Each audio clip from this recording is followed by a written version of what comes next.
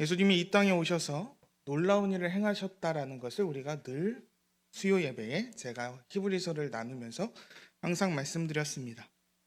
이 땅에 오신 하나님의 아들은 구약의 모든 대제사장들이 했던 일에 합한 것보다 더 위대한 일을 했다라고 말씀드렸습니다. 이 땅에 오셔서 예수님이 이루셨던 그 모든 일의 예고편으로서 구약의 대제사장들의 일이 있었다라고 설명드렸습니다. 그리고 그 놀라운 일을 행하신 예수님이 우리에게 계심으로 우리는 결코 이 믿음의 길에서 벗어나지 말고 돌아서지 말고 이 길을 끝까지 가야 한다라고 말씀드렸습니다. 그리고 그 은혜가 우리를 하나님께로 인도한다라고 말씀드렸습니다. 그와 함께 등장한 한 인물이 있었습니다. 멜기세덱이라는 신비하고 놀라운 인물이 있었습니다. 아브라함보다 위에 있어서 아브라함을 축복한 왕이자 제사장의 직을 같이 했었던 인물이 있었습니다. 그리고 그 멜기세덱보다 위대한 하나님의 아들이 이 땅에 계셨습니다. 이 자리에 모인 우리 모든 귀한 주님의 백성들은 이러한 하나님의 아들이 이 땅에 오셔서 우리를 위해서 이루셨던 그 놀라운 일을 통하여서 하나님의 구원을 받고 은혜를 받고 살아가게 됩니다. 그리고 지금도 주님은 우리를 위해 기도하고 계신다라고 그렇게 말씀드렸습니다.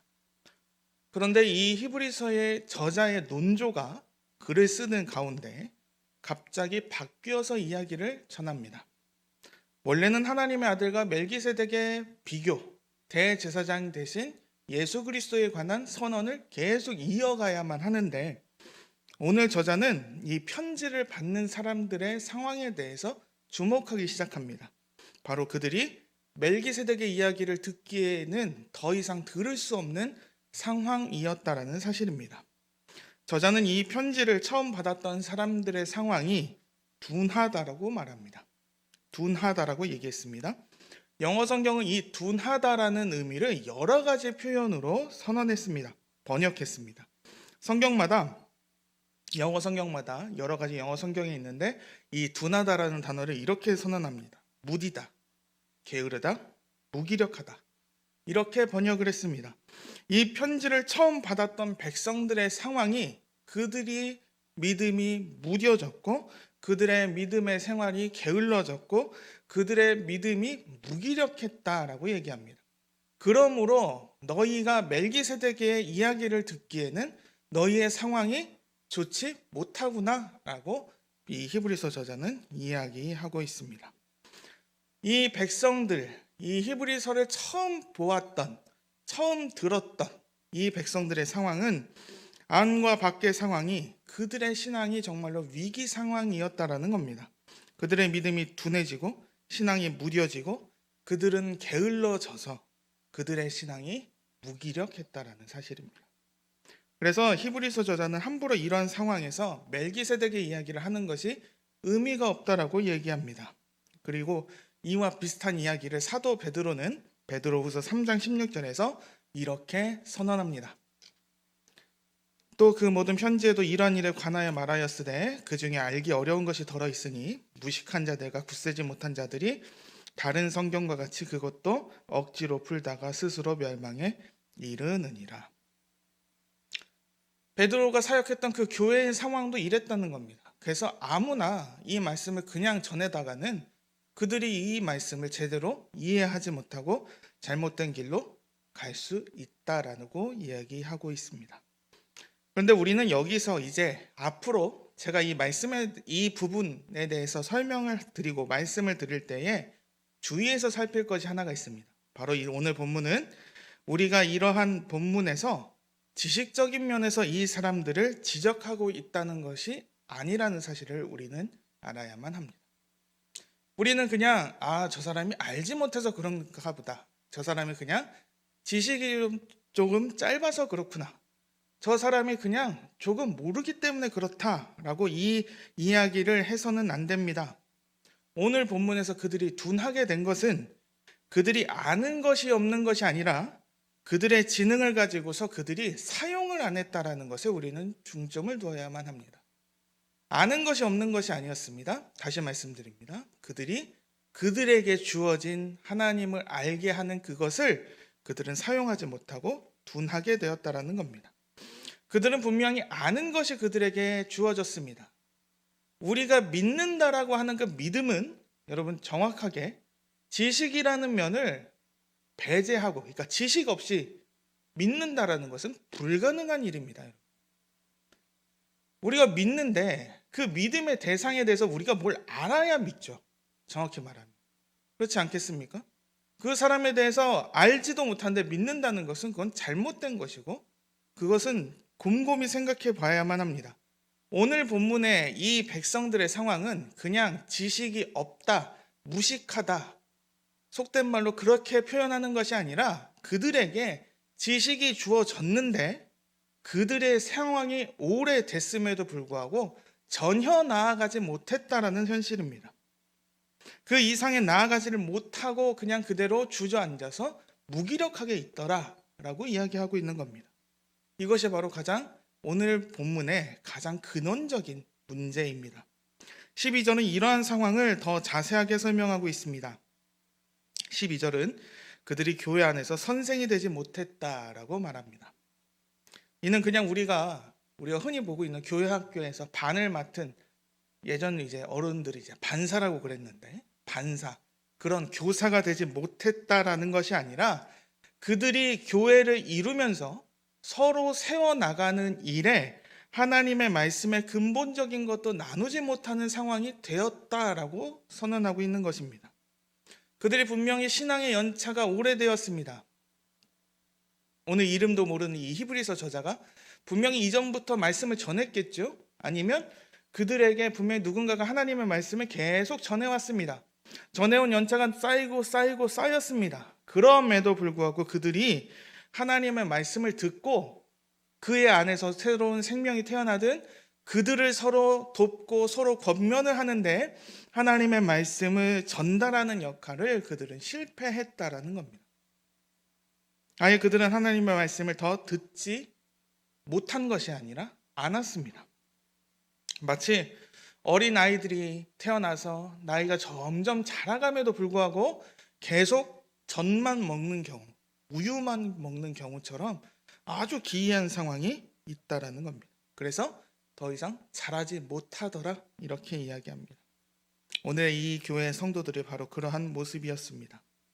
분명 그들의 밖에서 하나님의 말씀의 진리가 선포되어졌습니다. 세월이 지났는데 결코 바뀌지가 않았습니다. 그들에게 전해진 말씀을 듣고 그들의 믿음은 분명히 자라야만 했습니다. 그러므로 그들에게 있는 새로운 성도들이 있다라면, 아니면 그들에게 어려움을 겪는 성도들이 있다라면 이 진리를 가지고서 권면하고 서로 세워나가는 일을 했어야만 합니다. 그런데 그들은 전혀 잘하지 못하고 전혀 그런 일을 하지 못했다라는 겁니다. 초등학교를 들어가고 중학교를 들어가고 진정한 어른이 되어야 할 연차가 되었음에도 불구하고 여전히 젖만 먹는 상황이었다라고 오늘 성경은 이야기합니다. 분명히 이러한 상황이 이상한 상황이라고 얘기해 드렸습니다. 히브리서 저자는 이러한 상황을 맞이한 성도들이 그냥 무지하고 무식해서 이러한 일을 했다라고 얘기하지 않습니다. 이 성도들의 현실에서 도저히 나아가지 못하는 그런 상황이 있다라면, 그들은 그러한 상황을 알았다라면 더 나아가려고 노력해야 했을 것입니다. 즉 그들의 상황이 좀 더 나아가지 못하고 진보가 없다라면 그들은 깨달았어야만 합니다. 그런데 그들은 현재의 자리에서 더 나아가지 못하고 믿음에 자라가지 못하고 더 심오한 진리를 들을 수도 없는 상황까지 그들의 상황이 그렇게 변했다라는 겁니다. 오늘의 문제는, 이 문제는 히브리서를 처음 들었던 이 히브리서 저자들의 성도들에게만 해당되는 일이 아니었습니다. 바로 사도 바울이 목양을 했던 고린도 교회에도 동일한 문제가 등장합니다. 고린도전서 3장 1절에서 3절을 제가 보도록 하겠습니다. 형제들아, 내가 신령한 자를 대함같이 너희에게 말할 수 없어서 육신에 속한 자 곧 그리스도 안에서 어린아이들을 대함과 같이 하노라. 내가 너희를 젖으로 먹이고 밥으로 아니하였노니 이는 너희가 감당하지 못하였음이거니와 지금도 못하리라. 너희는 아직도 육신에 속한 자로다. 너희 가운데 시기와 분쟁이 있으니 어찌 육신에 속하여 사람을 따라 행함이 아니리요.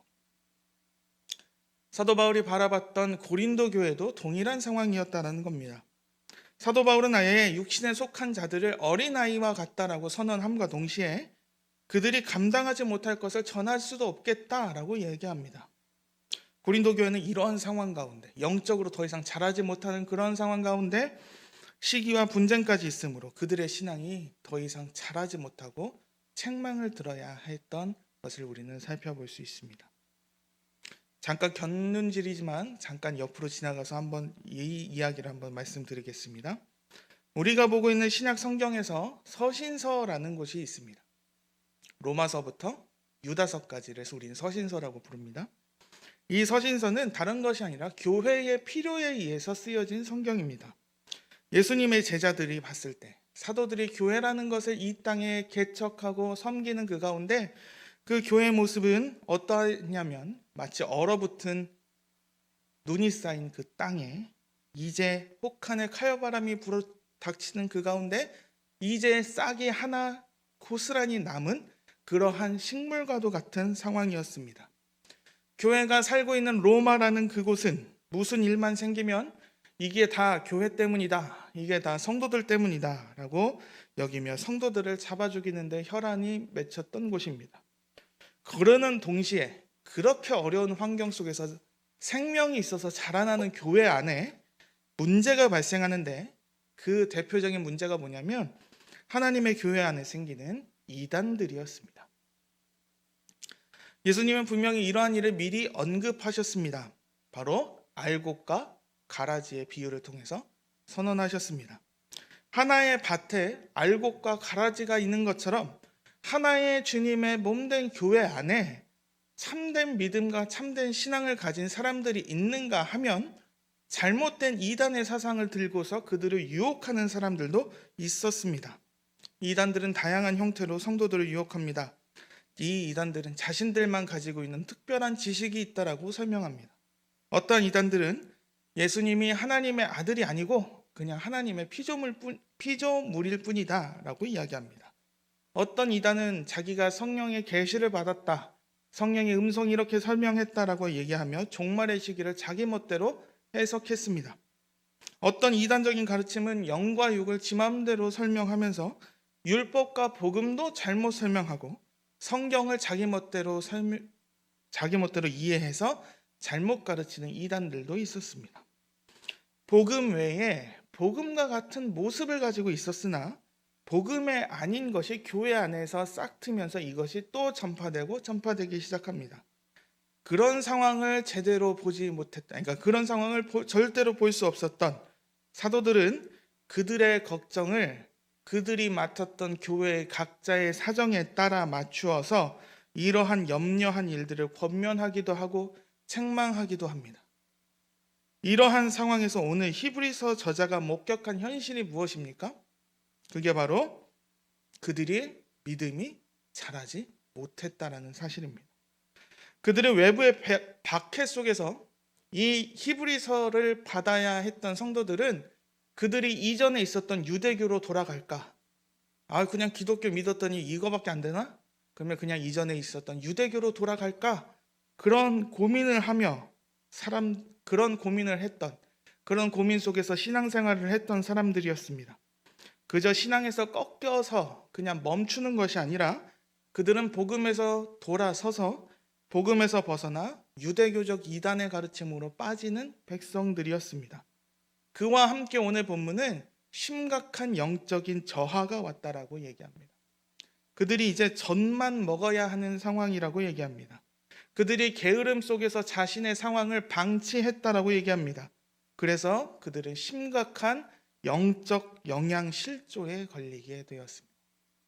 아무것도 먹지 못하고 그 안에서 제대로 자랄 수 없는 현실 속에 그들은 더 이상 더 심오한 진리를 들을 수도 없고 세울 수도 없게 되었습니다. 그래서 이제 그들은 다시 배워야 합니다. 그걸 오늘 본문은 뭐라고 설명하냐면 하나님 말씀의 초보라고 얘기합니다.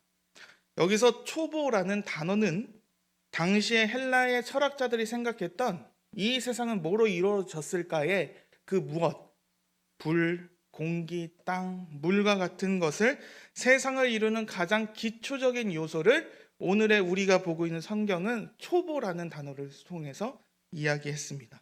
그렇다면 오늘의 이 히브리서의 이 백성들은 바로 하나님의 말씀의 가장 기초적인 것, 하나님의 말씀을 이루는 가장 근본적인 것, 그것부터 다시 들어야 했다라고 얘기합니다.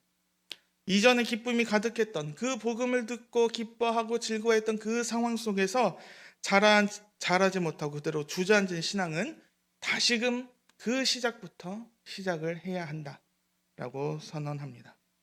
히브리서 저자는 그냥 니들이 왜 그러느냐 책망하는 것으로 이 본문을 마치지 않습니다.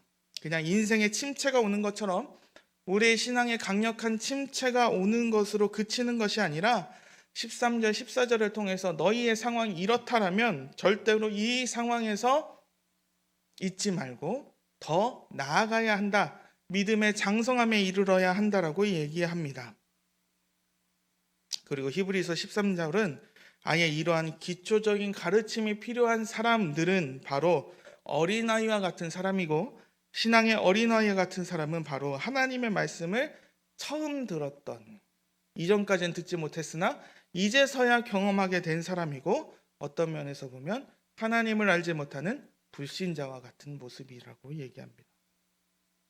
히브리서 저자는 그냥 그런 모습이다라고 그 권면을 끝을 내는 것이 아니라 무기력한 어린아이와 같은 이 성도들이 이전의 모습으로 돌아갈까?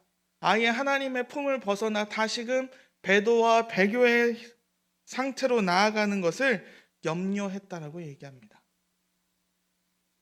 그래서 구원을 받은 천국 백성의 삶이 어떤 면에서 다시 구원의 필요성을 느껴야 하는 천국 백성 성도들의 위험한 상황으로 연결되었다는 사실입니다.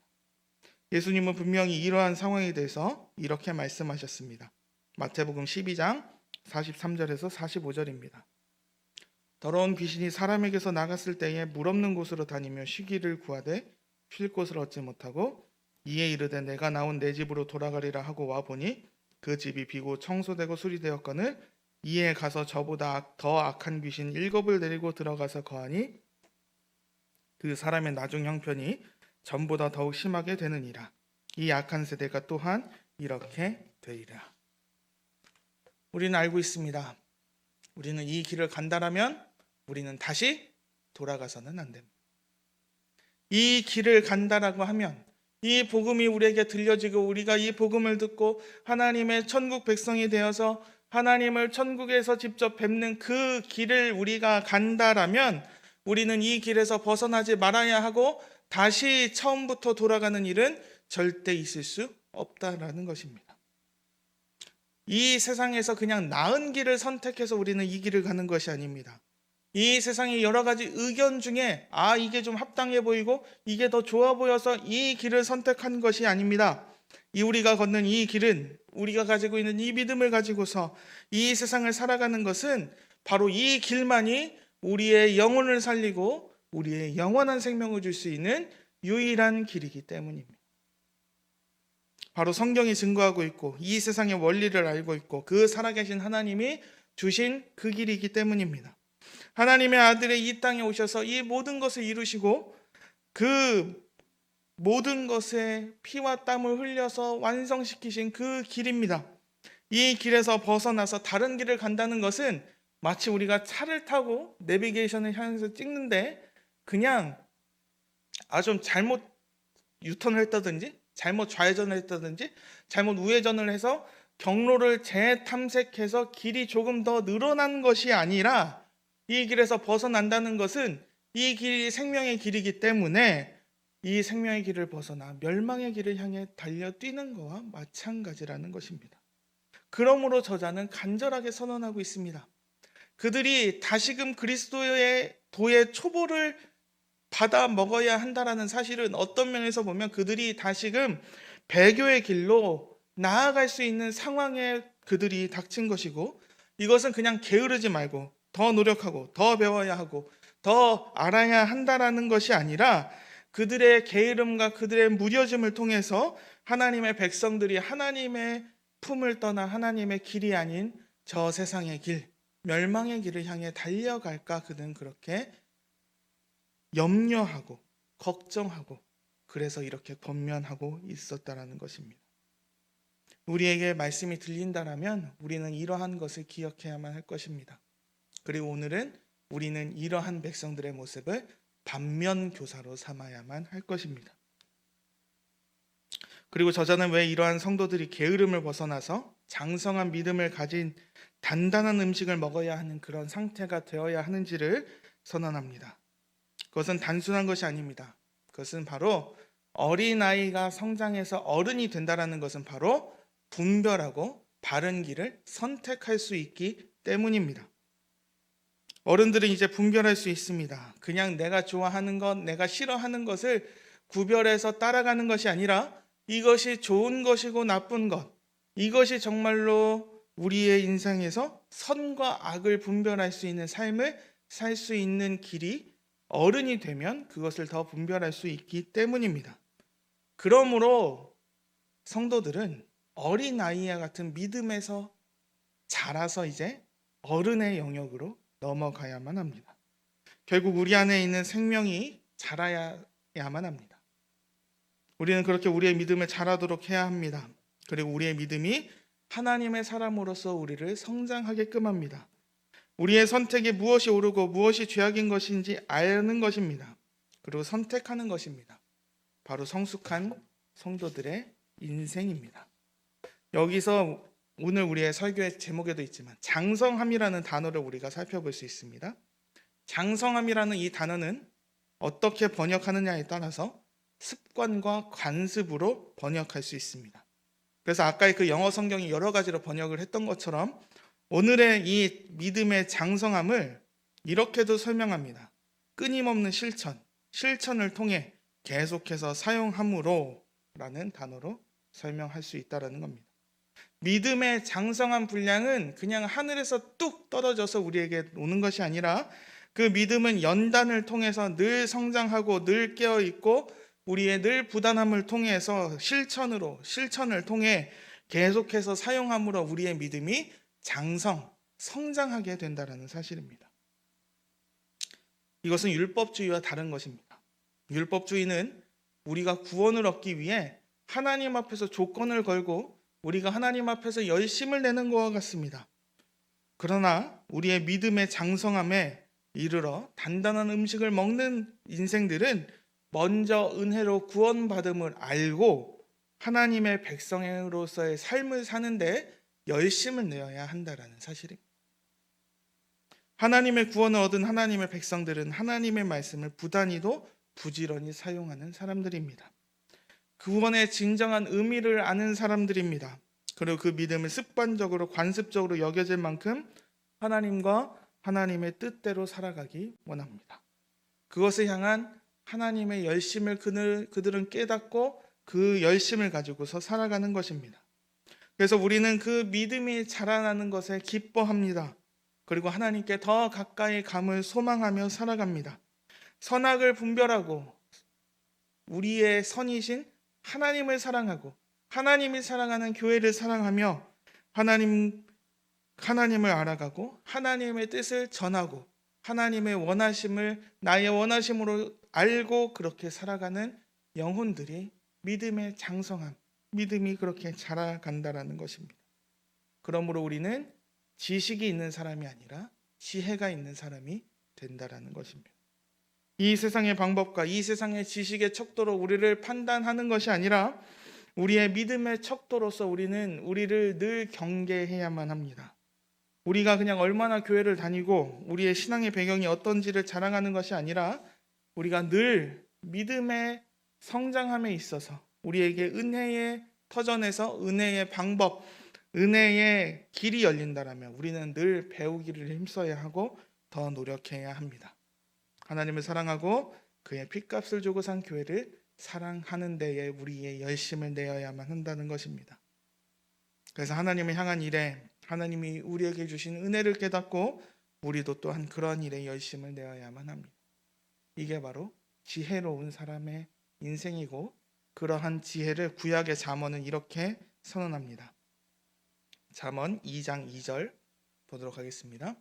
내 귀를 지혜에 기울이며 내 마음을 명철에 두며. 5절 보도록 하겠습니다. 여호와 경외하기를 깨달으며 하나님을 알게 되리니.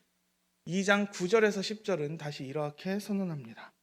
그런즉 내가 공의와 정의와 정직 곧 모든 선한 길을 깨달을 것이라. 곧 지혜가 내 마음에 들어가며 지식이 내 영혼을 즐겁게 할 것이요. 하나님의 처음에 들었던 그 어린아이 같은 모습에서 우리가 자라서 더 하나님의 지혜를 알고 이 세상을 살아간다라면 이 지혜가 우리를 살아가게 합니다.